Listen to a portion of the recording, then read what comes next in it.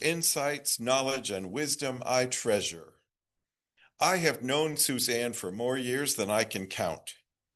She has hosted many gatherings for various reasons, annual CUUC anniversary celebrations, pledge drive parties, potluck dinners, gatherings of our CUUC Cups group, as I remember, and Buddhist affinity group, just to name a few. Before CUUC had a building of our own, especially during the years when we were meeting in rented space with conditions attached, 2006 to 2010, or in borrowed space, 2010 to 17. This was a very valuable contribution. So I know Suzanne's excellence as a hostess.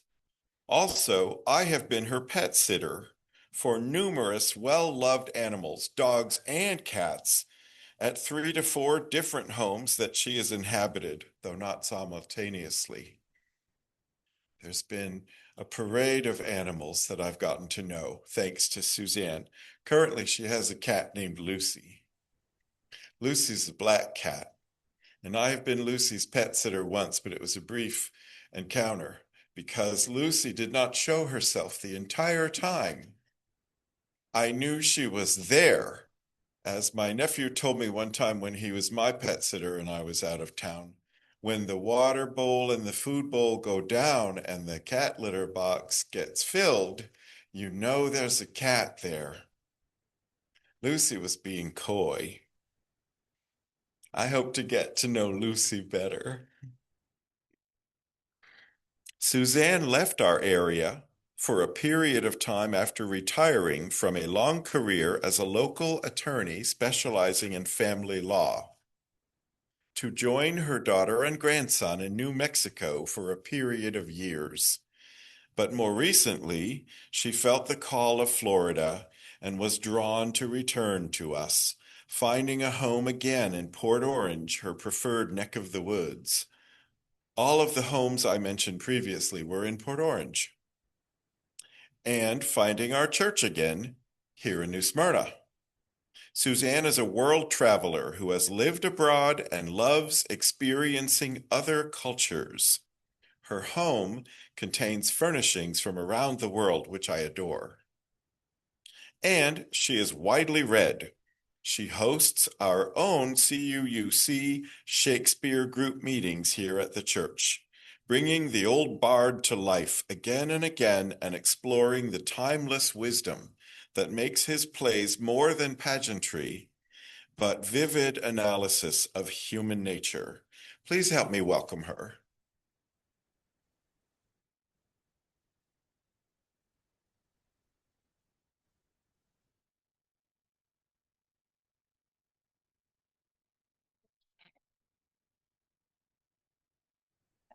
This went off for, let's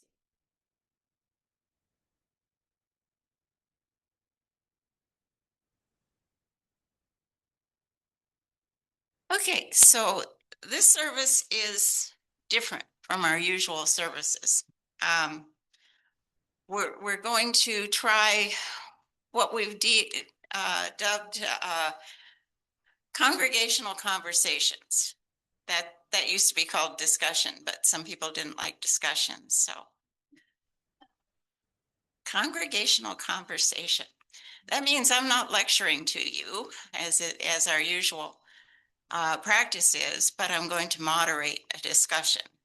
The topic is, what is faith? And I thought I would read you from the Bible. That's something different here too.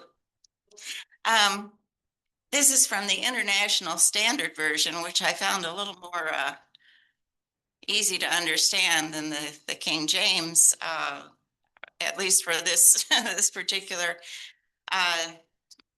chapter. Is the Epistle to the Hebrews, chapter 11, and I have cut some of it, but I thought to set the tone for our discussion. And the author of the biblical scholars think it was not Paul. They think it was somebody else. They don't know who. But they've done word analysis and so on. And they say, this wasn't Paul. This may have been Luke, may have been some other people. Now, faith is the assurance that what we hope for will come about, and the certainty that what we cannot see exists. By faith, our ancestors won approval. By faith, Noah, when warned about things not yet seen, reverently prepared an ark to save his family. And by faith, he condemned the world and inherited the righteousness that comes by faith. By faith, Abraham, when called to go to a place he would later receive as his inheritance, obeyed and went, even though he did not know where he was going. By faith, he made his home in the promised land like a stranger, living in tents, as did Isaac and Jacob, who also inherited the same promise, because he was waiting for the city with permanent foundations, whose architect and builder is God. By faith, Sarah, even though she was old and barren, received the strength to conceive because she was convinced that the one who had made the promise was faithful. Abraham was as good as dead, and yet from this one man came descendants as numerous as the stars in the sky and as countless as the sand on the seashore. All these people died having faith. They did not receive the things they were promised, yet they saw them in the distant future and welcomed them, acknowledging that they were strangers and foreigners on earth. For people who say such things make it clear they are looking for a country of their own. If they had been thinking about what they left behind, they would have an opportunity to go back. Instead, they were longing for a better country that is a heavenly one. So I ask you, and please let's use the microphone because there are people attending via Zoom and they won't be able to hear if you don't use the microphone. So if you have something to say, please indicate so to Dan. He'll give you the mic. Not that I'm special, but my hubby.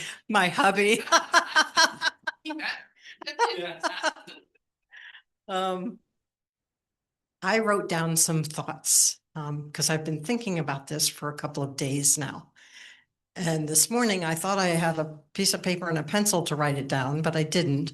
So again, hubby discovered notes on my phone, which I had no idea were there. And so I used that app to write some things down. The word faith for me has two definitions. One is religious, which deals with creeds and dogma, often including exclusion, judgment, sin, and punishment. These are elements attributed to the word faith, which I no longer adhere to. So for me, faith is a combination of a belief and hope mixed together in a bucket. I believe that the sun will come up every day, even if I can't see it through the clouds. And the same holds true for moon and stars. I believe with a great deal of hope, as part of the mix, that decency, compassion, and democracy will return to our country, surviving the attacks that have been made on it. And I also believe that I'm a spiritual being living in a human form, here on earth to learn and live those values and thus try to make a difference. And when I die, I have faith that my spirit will still be alive. Where? I don't know. maybe as a bird, which I would love.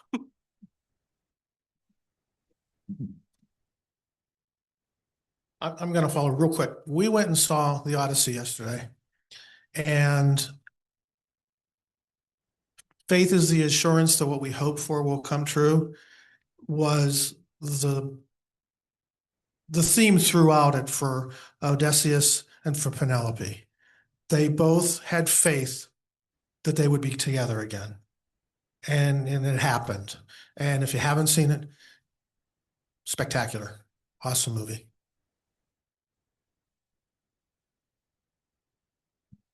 Well, I've been thinking hope and faith as they go together, but I think it's more hope that I have.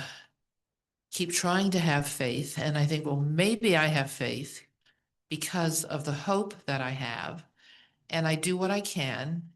And one of the things I love is street protest, as you know, and I wouldn't go if I didn't have hope and faith that somehow this can make a difference. At least the energy is there. We're signing up for what we believe in strongly.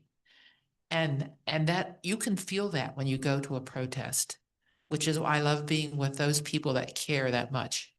So it's still more hope than faith, but I haven't given up yet.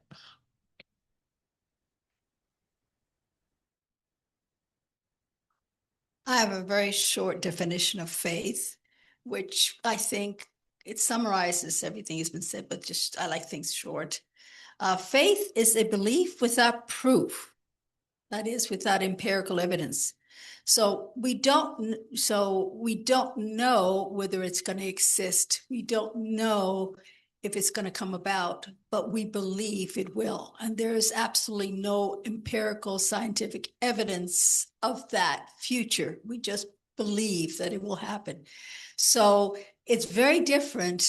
For me, faith is very different from like the sun will come up. We know, we have empirical evidence, the sun comes up. So faith is something of a belief about something we do not know about. And it has to be scientific proof of it before. So faith is a belief in something without scientific proof. That is very different from hope for me.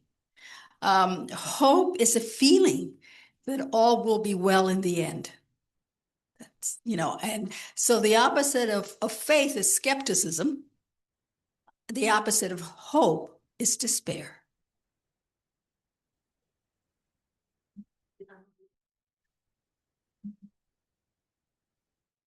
For me, faith is a very frustrating word. Having been raised a Catholic, it was always very difficult to be asked to believe that something existed on faith. As a teenager, I had many, many questions and was very vocal about them and was always given the same answer, that we must believe things on faith. And because of that, lost my allegiance to that religion. And over my young adulthood and into the present, I've learned to use the word faith, as a way of accepting my fellow man. I have faith in people, in humans. I have faith that humans ultimately will do the right thing. And if I didn't have that, I would be even more frustrated. So I live by that thought. So faith for me is that assurance.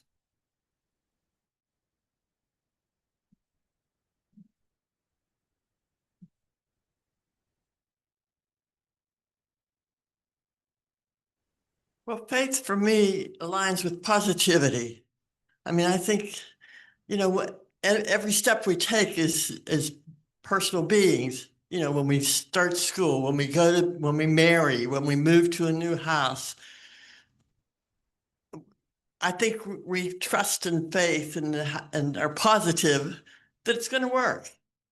And I think that's faith for me. I'm not a very spiritual person, but for me, faith is a kind of trust that things will turn out well. And I think that's kind of the same as a positive attitude.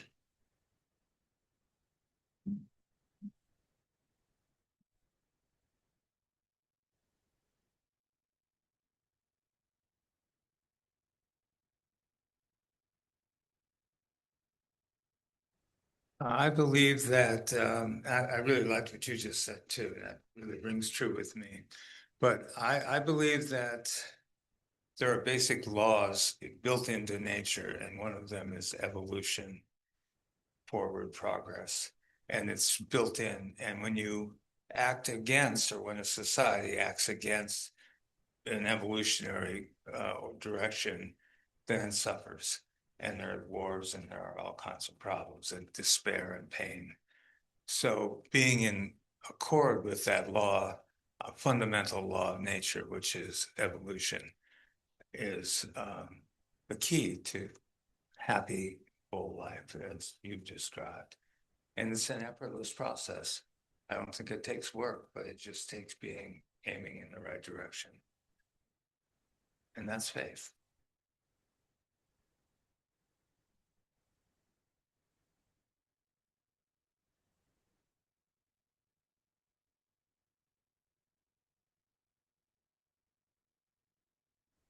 I have had the privilege of being in this room and hearing Marcia Buckingham, who's sitting here behind me, sing a song that she wrote herself entitled I Just Know. And that song expresses, to my mind, the optimism that Ginger was speaking about a moment ago. Basically, to paraphrase, I know things are going to work out. I just know it. It looks terrible. It may look awful. It may look like the clouds are all dark and scary, but it's going to work out. I just know. Let me know if I misquoted you, but I feel like, and I carried that with me when I left here. I was like, what a beautiful message in that song. I just know. How do you know things are going to work out? I just know. That really touched me. And it's amazing to me how human beings have the ability to find ourselves a way through when we're in difficult, challenging situations. On the way here, I was telling cousin Rhonda, my friend Lonnie has Netflix. And thanks to her, last year I was able to see the first of the two Wicked movies. And just on Wednesday night, I saw the second movie. And it was about 3/4 through the second movie before I really felt it pierce the armor around my heart and affect me emotionally. And then I was weeping. And I realized that there are parallels. Art mirroring life, mirroring art, mirroring life. And although Gregory Maguire, the guy who wrote the books, the Wicked books on which these movies were based, and the stage play before them, which I had never read his books, I'd never seen the stage play until I saw the movies. I had no idea what really was going on, but I knew that it was a flip-flop. It was the story of pretty much The Wizard of Oz, as I know it from the 1939 movie with Judy Garland, because I never read the Oz books by Frank Baum. I only knew the movie because I watched it every single year when they showed it on television as I was growing up. And who doesn't love Judy Garland? And who doesn't love Somewhere Over the Rainbow? And who doesn't love the unusual characters that travel with her to go find the wizard? And in the 90s, I remember when I had a stint at the Chicago Children's Museum while I was an art student in Chicago. There was a book that came out, which was the story of the three little pigs from the perspective of the wolf. And Gregory Maguire did that. He's a gay man, the author of the Wicked books. He told the story through the perspective of the Green Witch, the Wicked Witch. What if you could look at it from her perspective? And I didn't feel any particular identification with the characters or with her until 3/4 through the second movie. And then it hit me like a ton of bricks. And I got it. And I started to cry.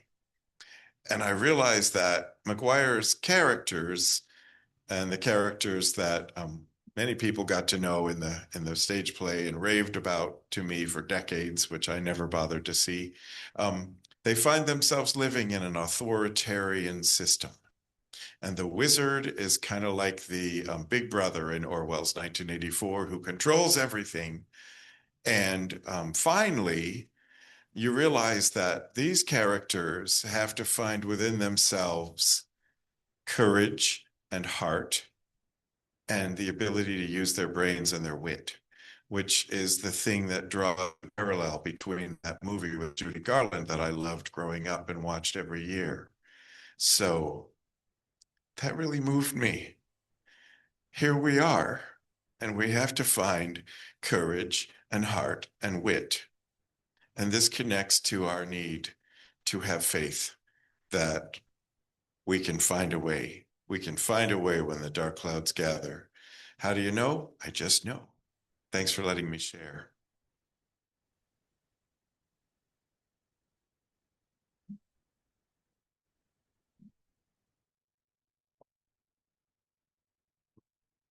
I guess I've always thought that faith is another word for me for wishful thinking, because it's not something you can control.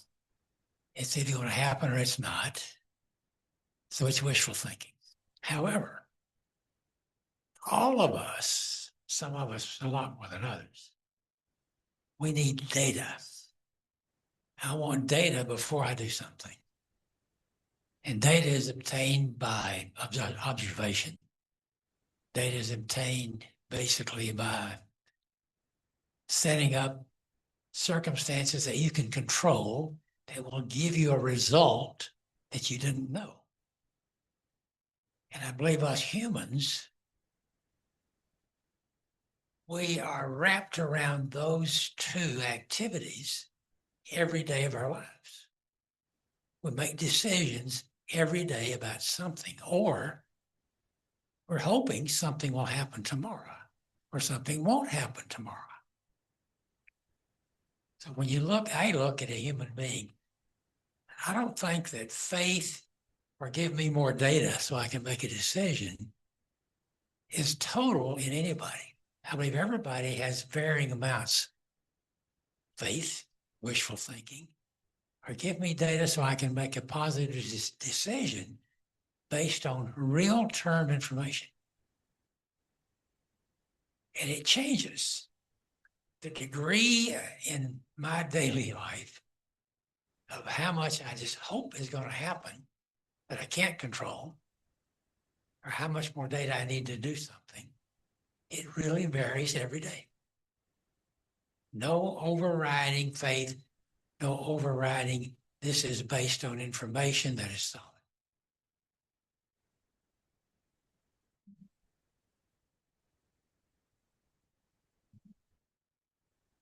I want to add to what you just said. We make decisions all the time, as you say, on incomplete information. We make decisions on faith. We make decisions on data. We sometimes don't realize that there are two separate types of decisions, because we have to make a decision. We have to do something. And we make minor decisions, from what am I going to wear today, or what am I going to have for breakfast, to am I going to buy this house, or am I going to get, partner up with somebody and live together. So they're major decisions, but we make a lot of decisions based on faith that it will happen. They will come to pass and it will be okay. And then, there are some things that we have empirical evidence. For us humans, I think we look for that empirical evidence all the time, but there's just no way we can know everything. So we make a lot of decisions in faith. And I like what you said, Joe, around the brain and the heart and all of that, because it's true. I love The Wizard and The Wizard too. And I read the books and I saw the movies and I've seen the plays on Broadway. So I'm a big fan. And a lot of faith in that journey that took place. A lot of faith.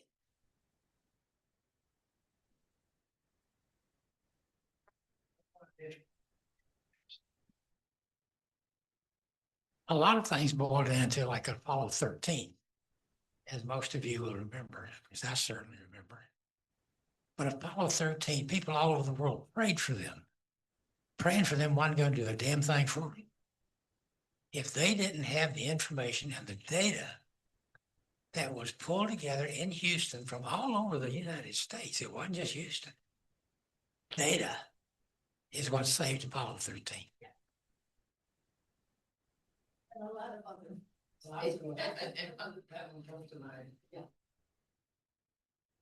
When we lived in Gainesville, we belonged to a UU church that had a humanist group that we also belonged to. And it was very interesting to us because the humanist group had many atheists in it. Atheists do not believe in a God or any spirit above that controls you. But yet they were among the most loyal, good people that you'd ever want to meet in your life. So just because you don't have the religious version of, quote, faith doesn't mean that you're lacking. So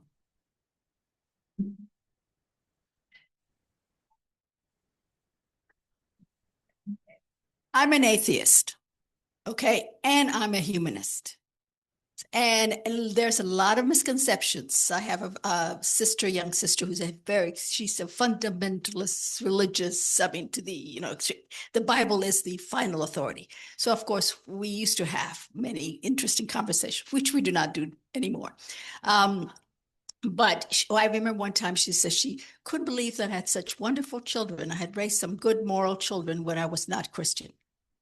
And, the morality, the goodness has nothing to do with a belief in an all-powerful being. I believe in humanity. I believe in people.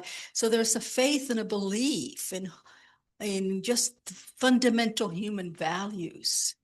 And a being does not have to be part of it. Now, that doesn't mean that I cannot on occasion be spiritual. So sometimes I refer to myself as agnostic, because I can believe in spirits, but then other times I don't. So I don't know. It just depends on the day. So the juxtaposition of that is when we were in New Jersey, belonged to a Catholic church, and the priest at our parish, for his 50th anniversary of ordination, his homily was on faith. And the question people asked him was, how can your faith be so strong after 50 years and seeing all you've seen? And his answer was, if it wasn't that strong, I'd have wasted all that time. It was kind of cynical, but at the same time, he's being realistic, because that was his belief in his heart and mind. That faith was everything to him. And he was an awesome person.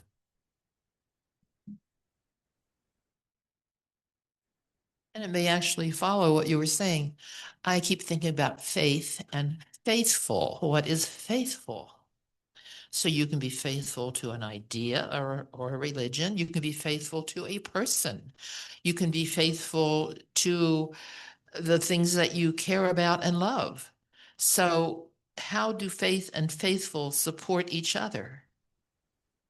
Is it the same thing? Or is it different for different people? Just thinking about it.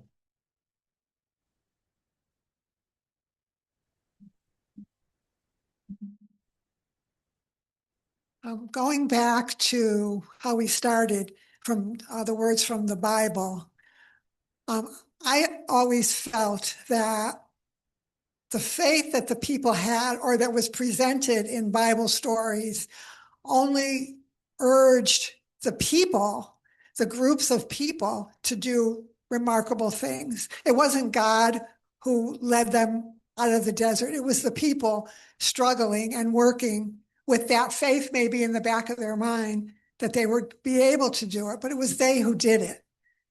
So that's why my faith ends up back with the people.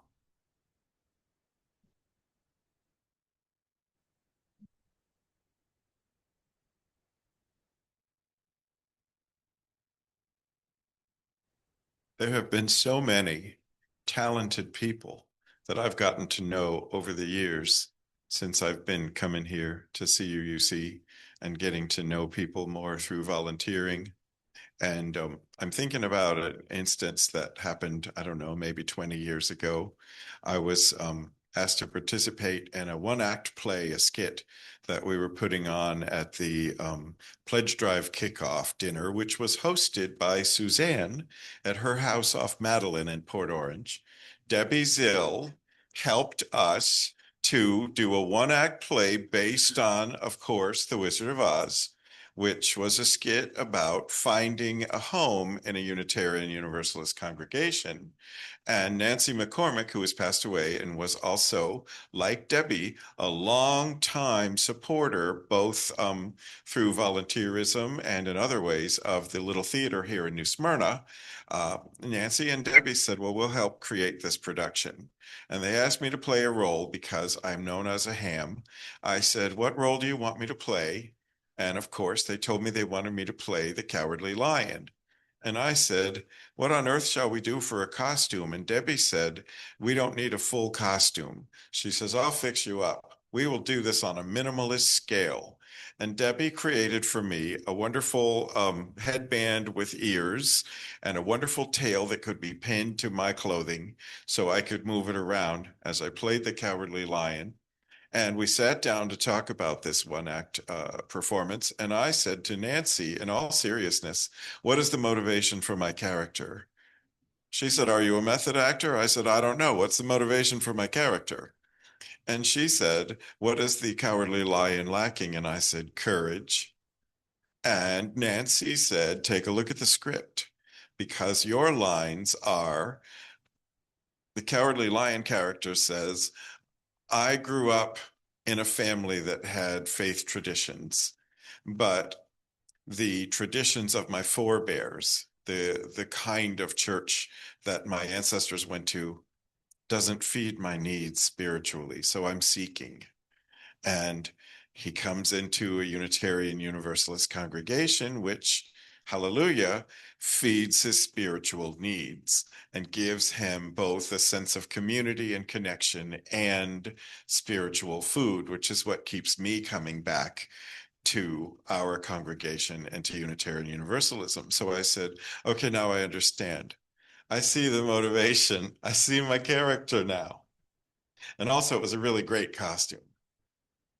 Very easy to play with that tail and embody the spirit of Cowardly Lion.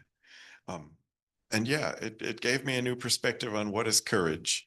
And that brings us back to our conversation about faith, about things that we know they're there, but it's hard to put your finger on.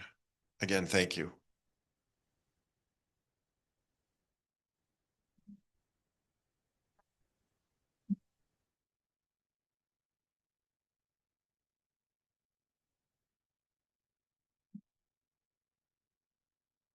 I struggle with faith and hope.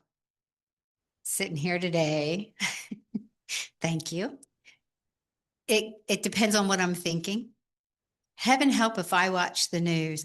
I have absolutely not one iota of faith in people. And that, but then I'll watch something of like today, it sounds goofy, but on the Today Show, there's this thing that you hit a stick and you rub a stick on it and you bring worms up. It's called worm grunting.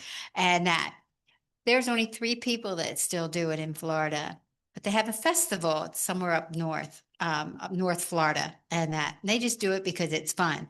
They are teaching the kids. The kids still don't want to do it. That's fine.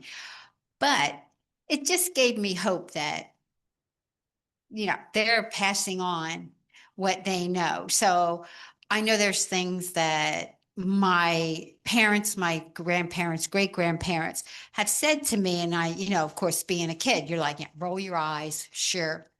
But man, now at 69, I look and going, oh, I remember when.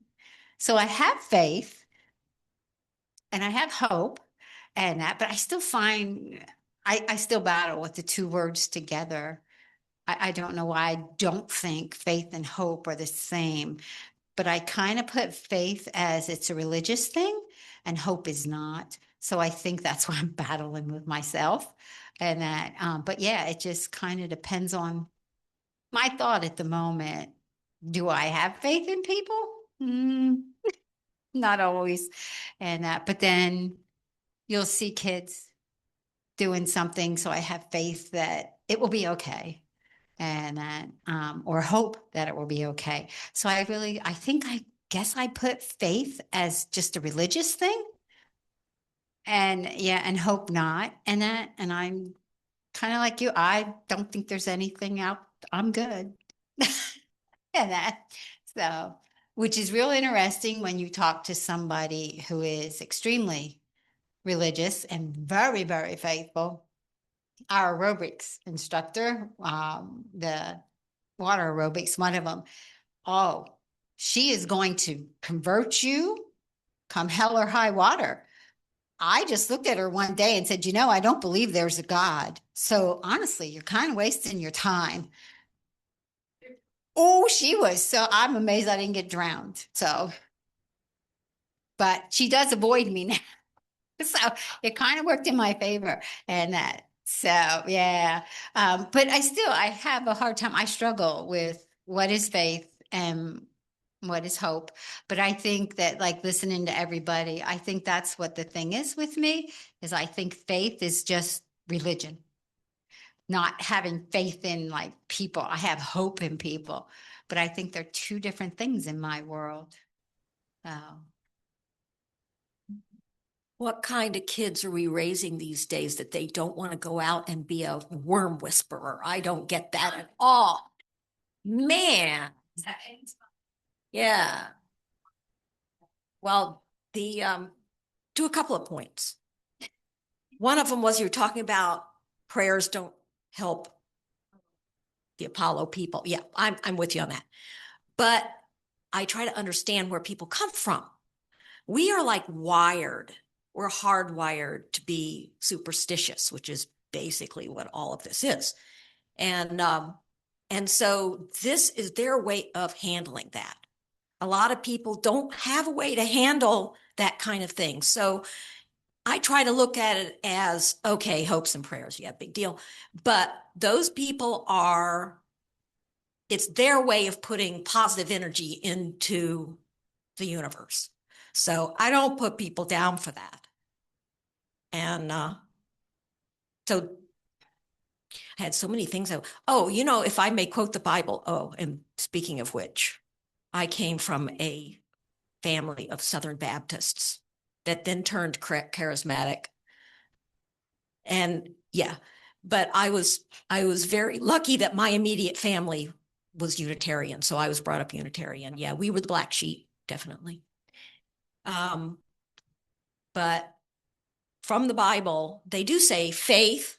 This is, I think, 1 Corinthians. How do I remember that? Oh my God. Anyway, 1 Corinthians, faith, hope, and love, the greatest of which is love. And I think that's the part that's being forgotten by the Christians. Bless their hearts. Not all of them, of course, but yeah. I want to add to what you said, Debbie. One of the things that I would invite you to consider is to expand the concept of faith beyond looking at people. It's a bigger concept than just people oriented. So it could be faith in anything, faith in the outcome of whether you will have the money to buy a house, so faith whether you will be able to. So the idea is of belief in something that hasn't happened yet. So don't narrow it down just to people, just keeping it open to other things. And I see the difference. Well, for me, hope and faith are two different things. Yeah, the hope is the belief, if it's a feeling that everything will be all right. The faith is a belief that things will turn out the way I want it to turn out. So it's more specific. Yeah. So yeah, without the empirical data. So so I see the thing, and you can if you open it up, it doesn't feel as bad. The other thing I want to say, just at a personal note, my father was a minister. So I grew up in a religious, it was a regular good denomination, was Presbyterian. So it wasn't fundamental. Yeah, not too bad. It was Presbyterian, but he wasn't a minister when I was growing. He became a minister when I was going to college. He went to seminary when I was going to college. So I didn't grow up in a I grew up in a military family as opposed to a, religious daughter of a minister. But yeah, this is kind of similar. Religion was part of my growing up as well. Is there somebody before me? Go ahead. Well, before when you said the opposite of hope is despair, and that is true. And I find myself in despair sometimes. So the opposite of faith is just disillusionment. Skepticism. Well, skepticism is probably better than despair. Okay. Yeah. And I have to try and remember that when I get into these despairing moods. Yes, yes. It's two different things. I see that. Okay. Okay, we're at the time when I think we, okay. Thank you. You just kind of brought up skepticism, which is to the point that I was going to make. So I grew up evangelical Christian, and I'm a scientist, and those two things don't really go together. So my sort of comment and / question concern is that faith, I think, could inhibit curiosity. And that's my problem with it. I think optimism and hope are, to me, very different, but faith begins to limit curiosity. So during this last part of the discussion, something that popped in my head, which kind of solidified faith and hope to me a little bit. I have faith that the experiment of America will exist. I have hope that the people who are doing it can do it right.